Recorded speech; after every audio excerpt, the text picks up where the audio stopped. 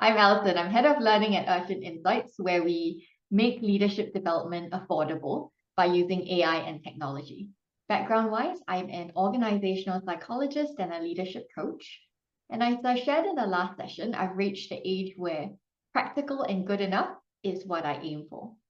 So you'll see that practical and good enough is also our goal for the L&D Simulation Bootcamp, because we'll teach you to do in 4.5 hours what consultants in my old company learned in 2 years. So I'm joined today by our head of product, Michael, and I'll let him introduce himself. Hi, everyone. Great to see some familiar names and some new ones as well joining us for this session. Very similar background to Alison, also an organizational psychologist by training, which means that in my many different roles, I've had designing very impactful role plays that really represent the behaviors we want to see has been a strong part of my work. I built simulations, both group and kind of one-to-one simulations for assessments for development over the past 15 years. And so very happy to share some of what's worked, also some things on what hasn't, and how we can really do it, especially with ChatGPT nowadays, in a way that is much faster than what I used to do. So happy to be here, happy to show how we're replacing ourselves with tech as well. Speaking of replacing ourselves with tech, just a quick note about where Michael and I come from. We are based in Urchin Insights, and at Urchin Insights, we have a simulation-based leadership development program called Skillfully Said. It allows leaders to practice their leadership skills. It takes up stuff and pushes. I'm muting people. I got it, yeah. Yeah, in general, if people could go on mute, we'll let you know when it's time to speak. That will also be very helpful. But yeah, so speaking about it, Michael and I have a simulation-based leadership development program platform. It's called Skillfully Said, and it allows leaders to practice their leadership skills and receive personalized feedback through conversations with realistic AI characters. So if you ever need to offer a lot of role plays at scale across many different geographies, drop us a message. But let's get into the meat of things. Last week, we went into detail about what are simulations, when you should use them. So we've covered that foundation piece of this Romanesque looking pillar. Yep. And we've also taught you how to create behaviorally anchored observation forms using just our learning objectives and the magic of ChatGPT. For those of you who missed last week, we'll touch on this concept again quickly today, but you can also check out the video available online. And then today, if we focus on the pink, we'll go into the real meat of creating simulations by enabling you to build role plays for any role, any function, any industry. We are going to go detailed today, so I hope you're ready to pay some attention. But first, what do we mean when we say a role play? Role plays we will categorize by having one-on-one style situations where the learner engages with a counterpart that is playing a role. This counterpart can be you as a trainer, it could be a peer, it could be a colleague, or in our case, it could be an AI, right? But when do we use them? In general, they're really great for improving interpersonal skills, preparing for or testing approaches to very challenging situations. For example, if you need to go into a conversation where you need to let someone go. But it can also be really great for putting yourself into someone else's shoes. So allowing a learner to develop empathy or understanding of someone else, for example, a customer or a user. So those are situations where you almost swap shoes. So the learner plays the role player, for example. And here are the criteria with which we will use to evaluate what a great role play looks like. A great role play must be meaningful to the learner, right? It needs to be relevant and purposeful enough so that learners know why engaging in this role play will benefit their learning. But it also needs to be easy to understand, because if it's very difficult, you'll find that the role play devolves into this series of sharing additional details. We need to balance that so that it can be easy to understand and fast to grasp. And the tip here is that if you choose a role play setting that is familiar to your learners, So a sales call, if your learners are already sales reps, you'll find that they'll fill in the details on their own. So make it as relevant as possible. And finally, a good role play needs to be challenging. Raise your hands if you've been in a situation where you did role plays and people were like, XYZ was too nice. I realized people, allergy season. I can't really see hands raised. No one ever experienced doing a role play and people said like, oh, this person was too nice. Okay, Jessica nodding, Inga. Okay, all right. So some people have experienced it. So this is what we want to avoid. And this is where today we're also going to teach you how to insert that bit of difficulty and challenge.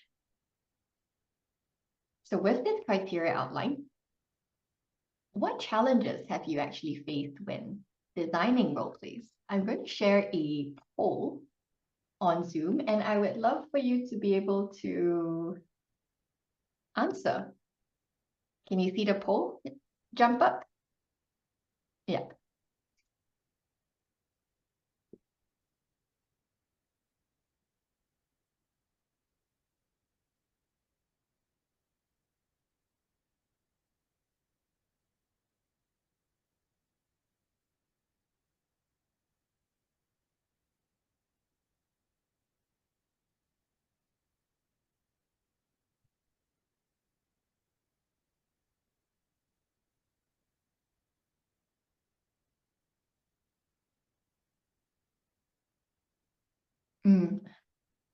The poll is kind of coming in. We're seeing a lot around balancing the right level of detail and complexity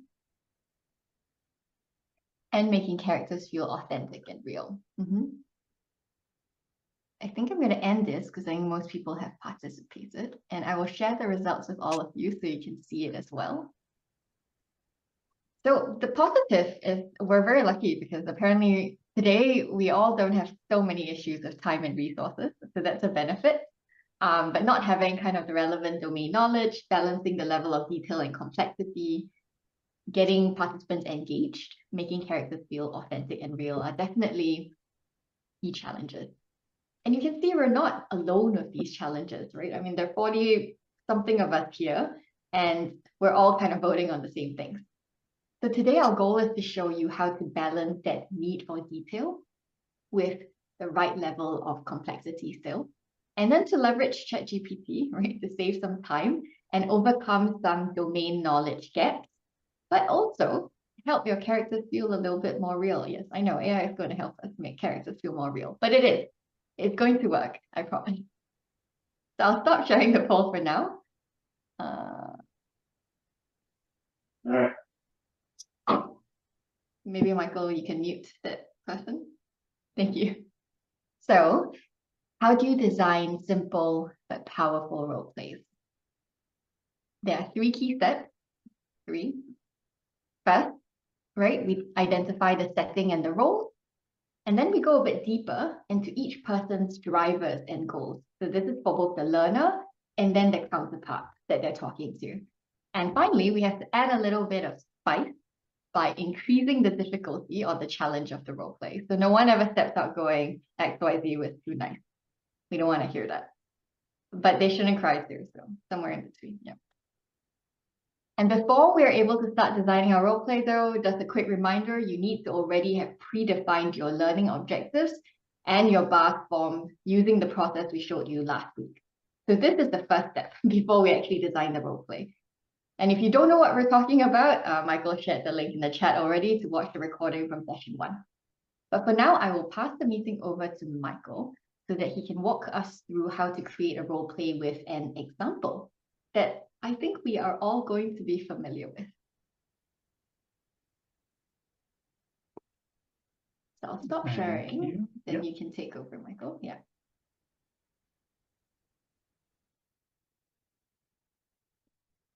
All right, everyone can see this as well. Quick thumbs up, perfect. Good, so Alison mentioned we have 3 steps we're going to go through, and we'll really then have a chance to go through these together using an example. And then later on, just like you experienced last time, we like to do active things together. We're going to give you an opportunity to actually, in around 20 minutes, build a role play. So you'll see how quickly you can put these steps into action and really create something in a small team together as well.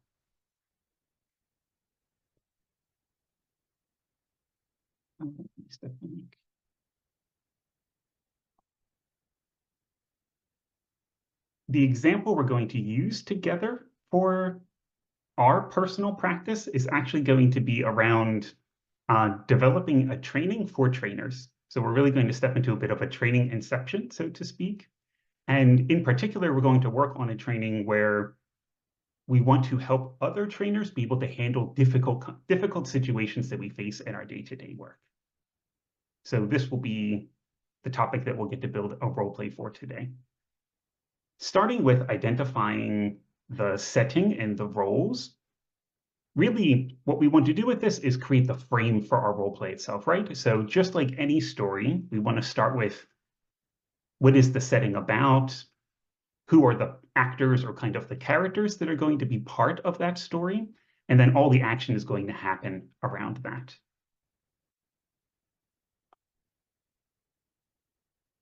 So I'm pretty sure in the example that we want to use where we're talking about helping trainers deal with difficult... Hi, everyone. Hi, Vicky.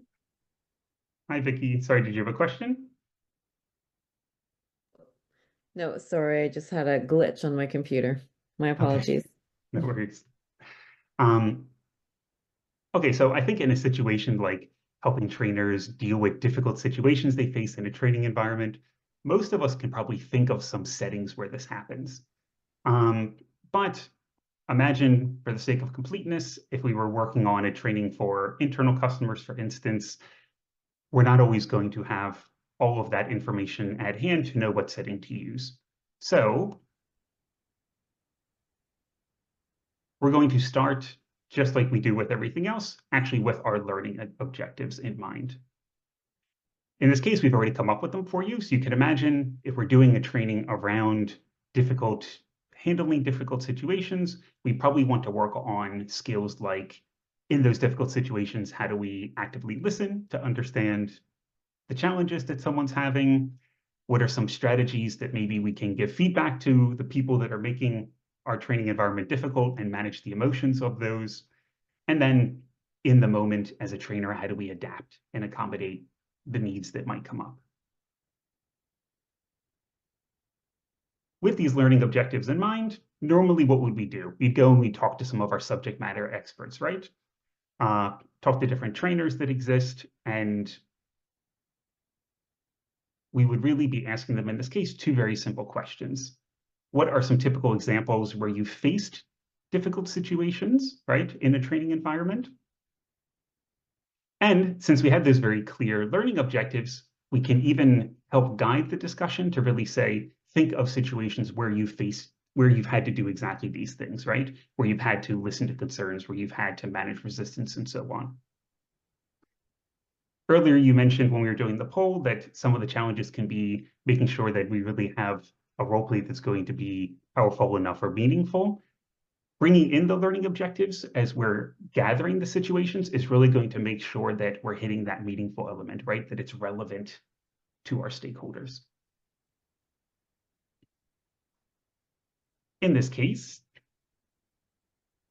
there we go. Let's say that from talking to different subject matter experts, they came up with 4 different topics for us. So here's where I'm going to stop talking a second and get your opinion.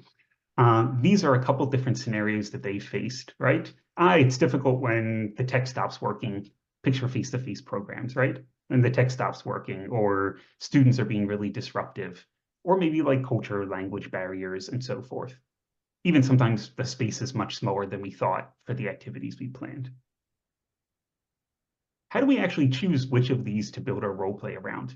We tend to hear tons of stuff from our stakeholders. This is actually where we can use the criteria Alison shared with you, right? We want to make sure that whatever setting we use, it hits these 3 points. It's meaningful, it's challenging, it's easy to understand.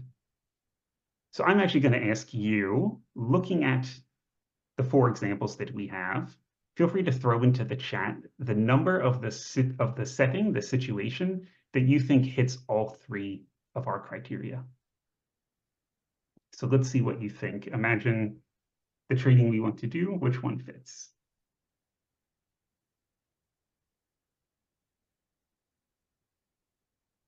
I'm seeing a lot of 2, 3, seem to be our commonalities, 2 and 3. Good, I think we're thinking in perfectly the right direction. So we would actually, 3 is pretty close. It could also fit. The reason I ended up putting 2 is kind of the real winner of all of this, is easy to understand might not be necessarily the case, right? It's a little bit, it depends how we build it. But it could be a type of role play. If that's really the goal of a training, maybe it makes sense to use it as that setting if you want to work on cross-cultural communication or something like that. But if it's just about dealing with disruptions, maybe we want something that's a little bit easier to get into in practice.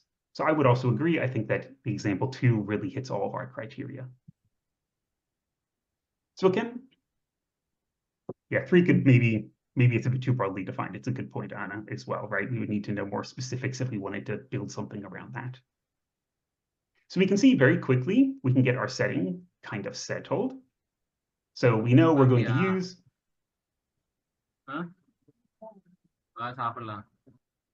We're going to use the setting around students disrupting the class, right?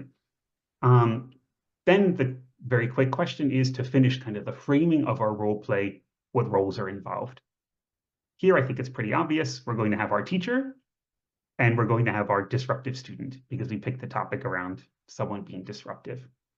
Had we picked a different scenario, like the cross-cultural one, maybe the roles would be 2 students who have a misunderstanding with each other, right? So the roles are really going to depend on your setting. They're linked. Oh yeah, we have our Sana bot back in the chat. Okay, Alison, you take care of that, right?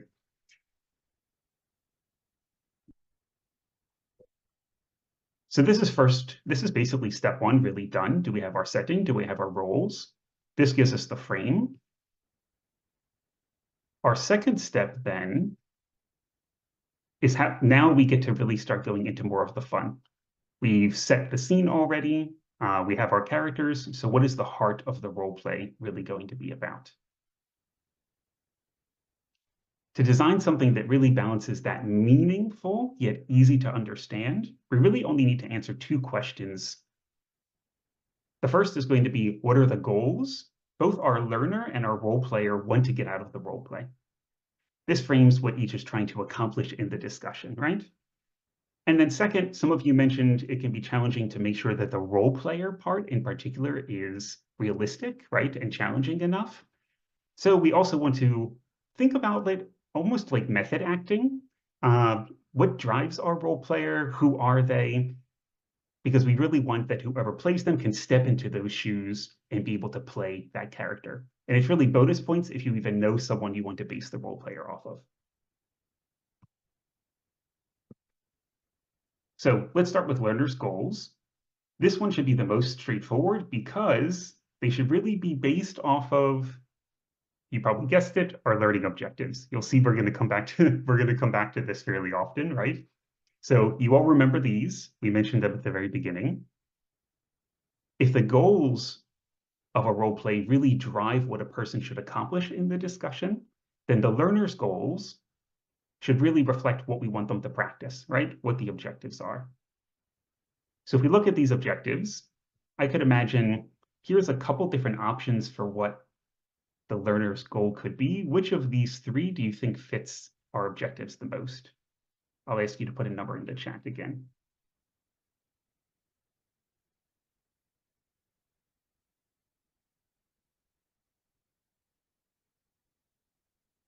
I've made this too easy for you, I see, huh? Perfect. So very straightforward, right? Re-engaging the disruptive participant is exactly what we would want our role player to do. 1, yeah, stop them from speaking. I mean, we're doing that now with all the muting, right? That's an easy goal. So our learner is taken care of, very, very quick and easy on that side. But what about a role player? Alison asked this question before. Have you ever had someone volunteer just for them to play the role too easily? I've actually faced this quite often, where we practice and then someone says, Bob in real life isn't that nice, or the customer's never that understanding. So we really need to design the role player personality, including those underlying challenges, to make sure that it provides a level of challenge for our participants, that they learn something from it. But very often, in trying to create our role player, we don't always have domain knowledge. You might be building a role play for a group of scientists. This is a group I used to work with a lot in the past, for instance, engineers and things like that, where you don't necessarily understand their day-to-day work that well. So the question is, how can we design a compelling role play that's real, that feels real, without knowing all the details ourselves? And making sure that it's simple enough that we don't take 2 hours to get into the role play itself, right? Here's where one tooltip from us, the concept of archetypes come in. If you're unfamiliar with the term, an archetype is really like a simplified example of a person. When we think about our training, for instance, and someone being disruptive, you probably have a couple archetypes already in your own mind of typical participants you run into. There's some examples on the screen, right? It could be someone like the distractor, the person who's always talking on the side, pulling out their phone during the discussion, things like that. Or the disbeliever, the person where everything you say, they say, that's not going to work.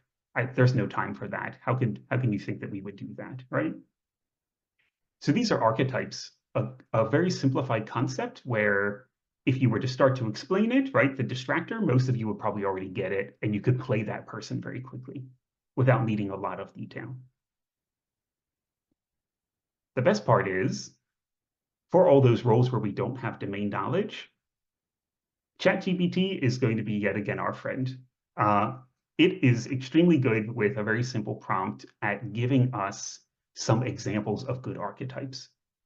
And just as with last session, we'll actually get to check this out together. So I can quickly show you, if we take something like the prompt that we have here, where really you would only need to customize what's written in orange at the end, which is really just who you want it to create an archetype for, it will automatically give us some good examples. So let's try this out.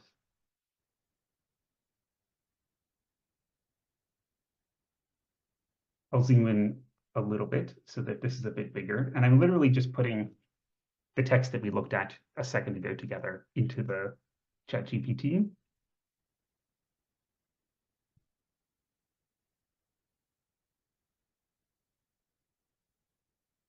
And you'll automatically see it gives us a couple typical disruptive participants we might have, right? So close to the examples I just shared with you, came up with things like the dominator, someone who dominates discussions. Every time you ask a question, you're the one to respond, right? So disruptive in the sense of not giving others space. We have the skeptic, like my nice old lady who never agrees or doesn't think what you're teaching is useful. And then things like the multitasker, right? Which I think goes a bit more towards my distracted person, someone who's doing many things during the training itself. So you can see very quickly, imagine in a bit, you'll get to try this out with some other domains. Very quickly, you can get a sense of what could the heart of our character look like. I'm sharing a lot, don't worry. We'll have, like I said, at the end, we'll have a chance for you to try it, and then we'll be there to answer more questions and do some more guidance, because I realize this is a bit of a data dump at this stage.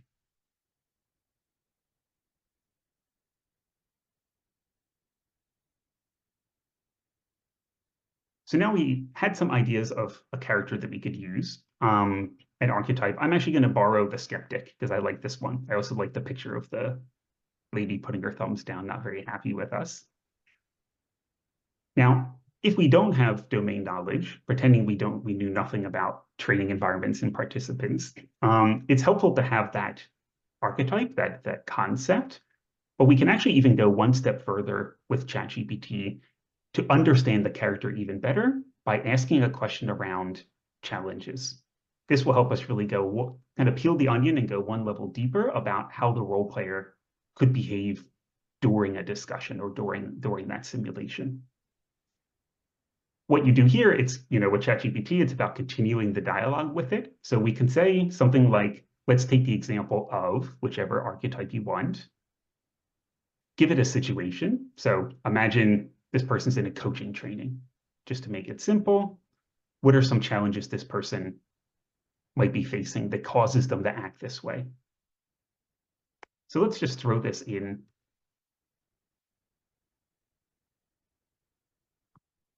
into our ChatGPT to continue and see how it expands for us. And you'll see what it's producing are very simple things that we probably all know from being trainers before, right? It could be that what's really driving our character is past negative experiences. They've gone through trainings in the past, it didn't help them, so they don't think this one's going to help as well. And so on, right? Different examples of what could work. Maybe they're afraid of taking a coaching approach. They don't want to change the way they lead, those types of things. So very quickly, through 2 questions, we can already have a really robust background for our character at the end. Looking at some of the examples here, what one would you like us to take? Because we're going to keep working on this role play in a second. So this is just maybe a way to grab your input. Which one do you think would be fun to work on from these 4? Yeah, maybe put the number exactly. Yeah. That's what people are doing, yeah.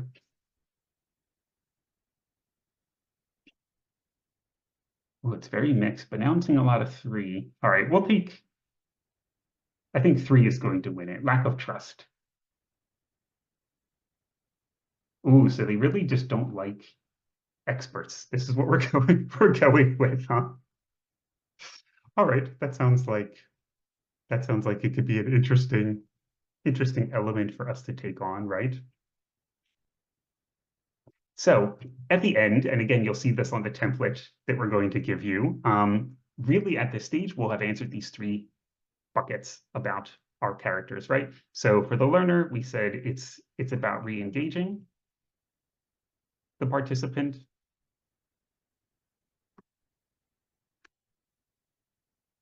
And who is our character? It's going to be, we're going to take the skeptic, and they are driven by a lack of trust in authority. If we're in internal training, maybe they don't even think we are an authority, right? I think that happens to us a lot. They're like, how are you an expert on this?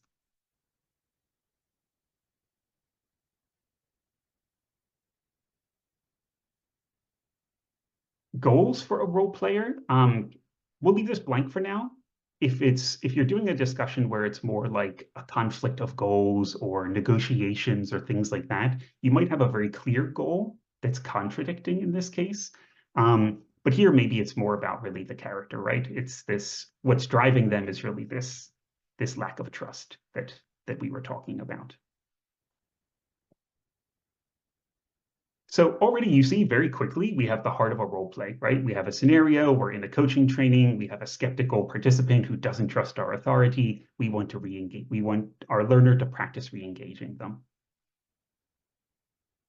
The last step then, as Alison called it, kind of the spice on the scenario itself, is going to be identifying that additional difficulty or challenge that we want to include. So if everything else was our key ingredients into kind of the soup of our role play, this is what's going to be the seasoning on top, right? That makes it a little bit more engaging or interesting.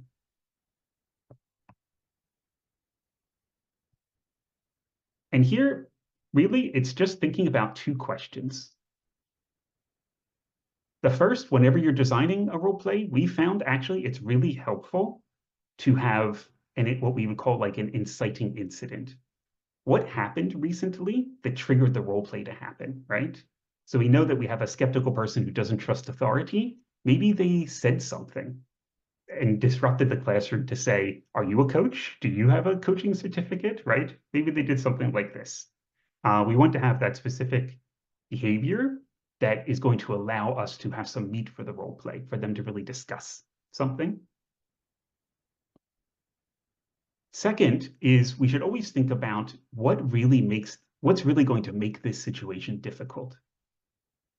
And the reason we include this question is because many times when we have a volunteer be our role player, they we're all reasonable people in real life, hopefully so at least, right? So very quickly, if the learner is being reasonable, the role player usually just gives in and they're just like, oh, okay, yeah, maybe I was being too mean or whatnot, too skeptical. So that extra challenge is what's really going to help our role player stay in role and keep the conversation going a bit longer. So it's that one nugget or that one barrier to make sure the discussion stays difficult. For instance, it could be something like the person was forced to join the training, even though they don't want to be there. Or maybe they already have a certificate in coaching skills, things like that, that will kind of add that extra layer of challenge to the discussion.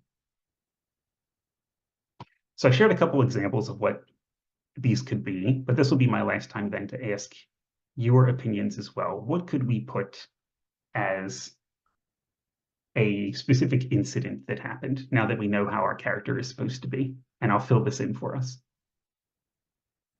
Feel free to write whatever interesting thing comes to mind, and the best one I'll throw down.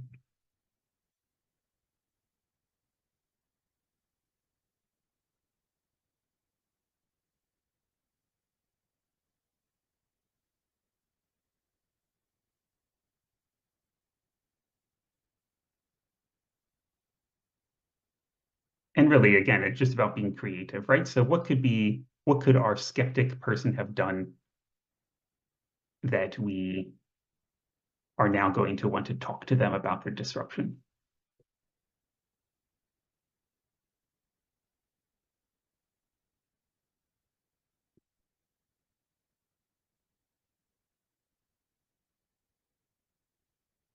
I see a couple thoughtful faces reflecting. Nice. Oh, there we go. They could have. All right.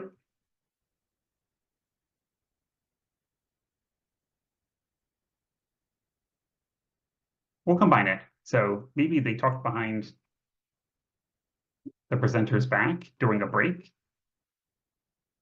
and then walked out of the room and didn't return to the training in the afternoon, right? Something very extreme. I like that. That's kind of a nice, hopefully you don't have participants who've done this to you in your trainings, but that's a nice example, right? And what about on the other end then? What's that additional barrier? What could really make this discussion difficult?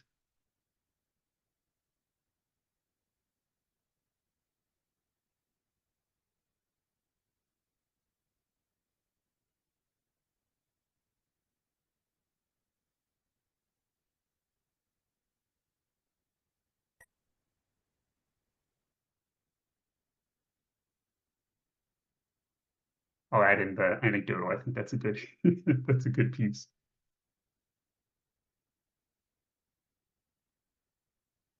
Ooh.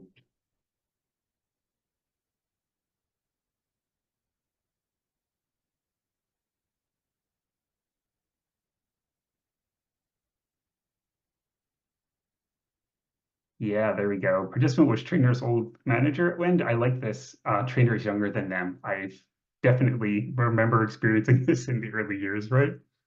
So let's use that. Trainer.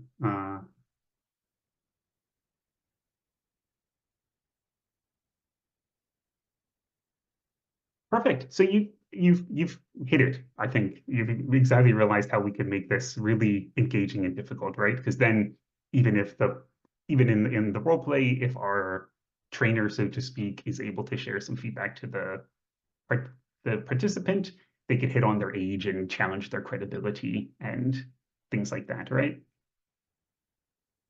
Challenge their credibility and qualification.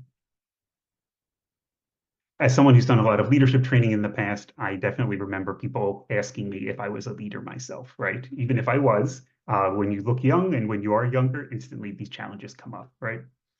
So very much can relate to that.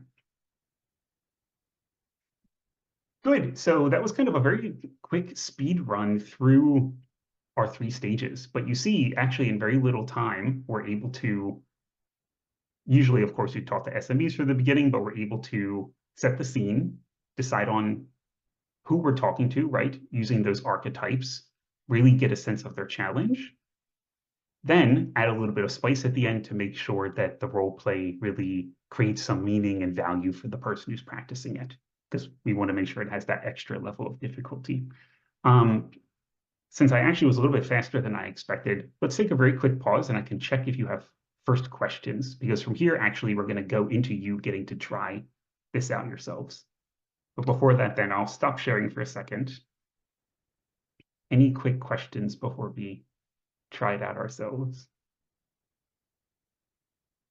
Marco? Yes, hi. So thank you, first of all, for the introduction, and it's actually quite interesting. And I would like to ask if you were to do this in a real project, like, yeah, we obviously had, we came up with some ideas and scenarios. We tried to do it on our own. So at what point, like, do you start working with this me to be able to actually create something that solves a learning problem? And also what level of detail do you need to have before you actually start working on the simulation, before you begin doing the implementation? Yeah, very, very good questions. And Alison, feel free to add if you have something. On the SME level, as we talked about, I do think in those early stages when you're first deciding which situations are going to be most meaningful for your learners, it makes sense that you're talking to some of the learners themselves or people who are in that role. So getting to me that it's really helpful there where you want to get a sense of what scenarios make sense, especially if you've not interacted with that group before, right? So that you have a better understanding. After you've done kind of this outline as we just did, because it's really just a few sentences, if I'm not so confident in it yet, sometimes it's a good time to now go back with that outline to say, does this work? Does this make sense? Anything I missed or anything wildly wrong, right? If you're not a domain expert. So checking back never hurts, I would say, at this point where you have the details as well. Yeah, I think we mentioned this as well in our first session, but the learning objectives, you would already need to have aligned with your SME that these are the right learning objectives, because that's like really the foundation of everything, right? So check earlier rather than later, because once you're later, you put in a lot of work and then, it might go down the drain. Exactly. And what was your second question again, Marco? Yeah, like what level of detail do you have to have ready before you actually start implementing this? But in fact, maybe I can actually change my question and do a slight follow-up. In other contexts, in the design analysis of a simulation, we're thinking and trying to contrast, instead of maybe identifying archetypes like we just did, what would an expert do versus what would a novice do? Does that resonate in a similar fashion, or is that something that you feel is actually quite different from what you're showing? When I've done exercises like that, it's typically been more on that learning objective level, because it's for me at least, it's been more about understanding what does good look like in terms of what the learner should do in the interaction. Whereas the archetype is more about just shaping what the person they're interacting with is supposed to do, right? So it's really helping create a fake customer or a fake peer or something like that. So that's how I kind of differentiate the two. Okay, great. Thank you. Good, perfect. Any other last initial thoughts, questions? I see some people seem comfortable. Good, then let's try it out. It gives us a little bit more time to talk in the breakouts as well for this. So let me share my screen one more time with you.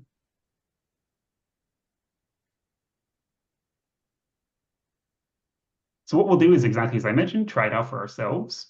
In a moment, we'll send you links to a Miro board where we'll break you up into some smaller groups. And what you'll see on the board, I'll show you it before I send you off into it, is that we've given you already a topic you're going to work on. and some learning goals already defined. So we did some of that initial work for you. What we'll have you then do is, in your little team, go through those 3 steps that we talked about and try crafting a role play together. And it's really about getting the outline, right? You're just going to do some sticky notes and stuff. You don't need to be writing full-page essays for us by any means. And while you're doing it, Alison and I will move around the group so that we can see if you have additional questions and support you in the process. You'll also see on the board, we gave you the prompts we used on ChatGPT. Feel free to use them if you want to play with them, or feel free, if your team is really excited, to challenge yourselves and come up with the archetype and stuff yourself. It's really up to you. Depends on how much you want to experiment, right?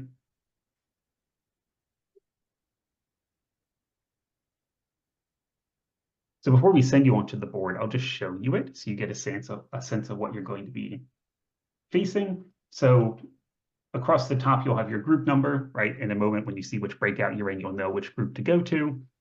And you'll see what we did was give you a scenario of giving feedback to peers as kind of the learning that you want to be able to practice, with a couple objectives behind that, right? You can pretend like you've already talked to your SMEs. We've given you a couple scenarios that you can think about. What you can then do as a group is use our criteria to really decide on which one you want to work on, right? Which setting do you want to use? And then go from there.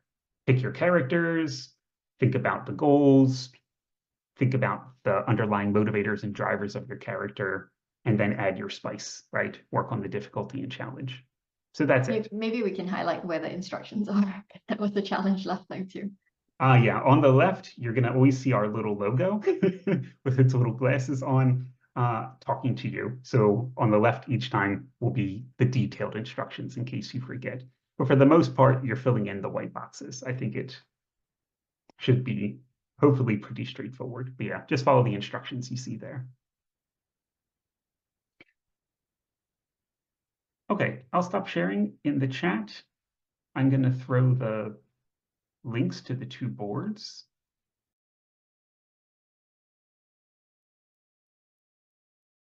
It's quite fast. But I'm going to share my screen now to wrap us up a little bit. As you can see, our little Roman pyramid thing is starting to get completely fleshed out. We only have one left, and that will be next week, same time again. And we're going to be tackling the complex, difficult, messy area of group learning, right? So when you're really trying to develop these skills like decision making, risk mitigation, scenario planning, all of that stuff, how do you design the simulations practical and good enough to be able to create that kind of learning? So we'll see you next week at the same time if this is something that you're interested in. And in the meantime, as always, Michael and I will stay till the end of the hour if you have any questions, and the rest, have a lovely evening. Thank you so much, Alison. Thank you, Michael. you. Thanks, everyone. Bye-bye. Thank you. Thanks, everybody. Bye-bye. Bye.